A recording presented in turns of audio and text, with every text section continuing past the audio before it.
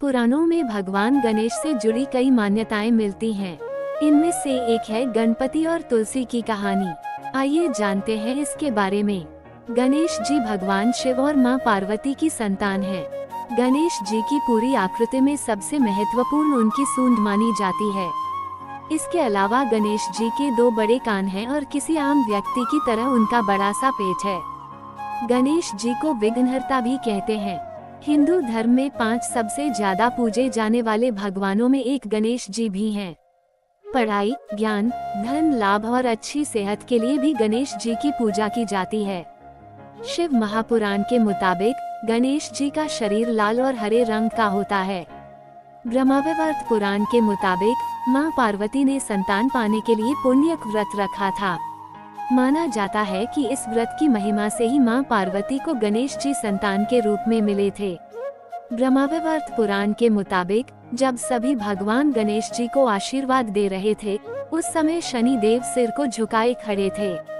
ये देखने पर मां पार्वती ने उनसे उनका सिर झुकाकर खड़े होने का कारण पूछा तो उन्होंने जवाब दिया कि अगर वे गणेश जी को देखेंगे तो हो सकता है कि उनका सिर शरीर से अलग हो जाएगा। लेकिन पार्वती जी के कहने पर शनि देव ने गणेश जी की ओर नजर उठाकर देख लिया, जिसके परिणाम स्वरूप गणेश जी का सिर उनके शरीर से अलग हो गया।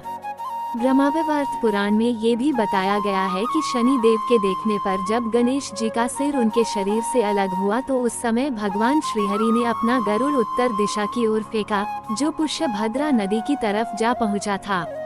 वहां पर एक हथिनी अपने एक नवजात बच्चे के साथ सो रही थी। भगवान श्रीहरि ने अपने गरुड़ की मदद से हथिनी के बच्चे सिर काटकर गणेश जी के शरीर पर लगा दिया था, जिसके बाद एक बार फिर गणेश जी को जीवन मिला।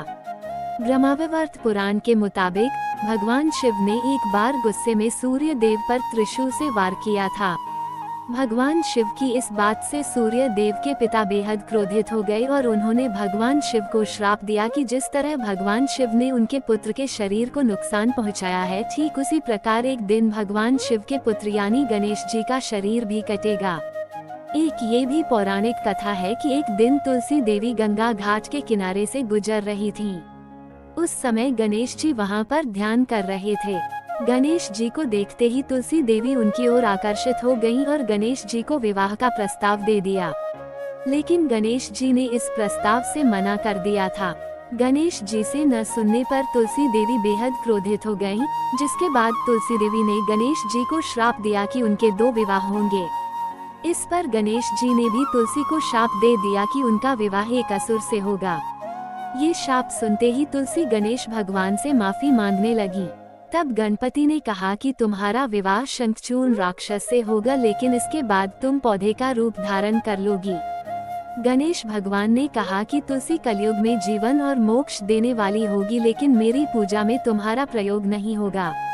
इसलिए गणेश भगवान को तुलसी चढ़ाना शुभ नहीं माना जाता है। शिव महापुराण के अनुसार गणेश जी की 2 पत्नियां थीं, रिद्धि और सिद्धि, और उनके 2 पुत्र शुभ और लाभ हैं।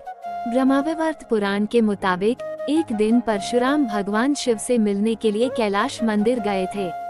उस समय भगवान शिव ध्यान कर रहे थे, जिस कारण गणेश जी ने परशुराम को अपने पिता यानी भगवान शिव से मिलने से रोक दिया।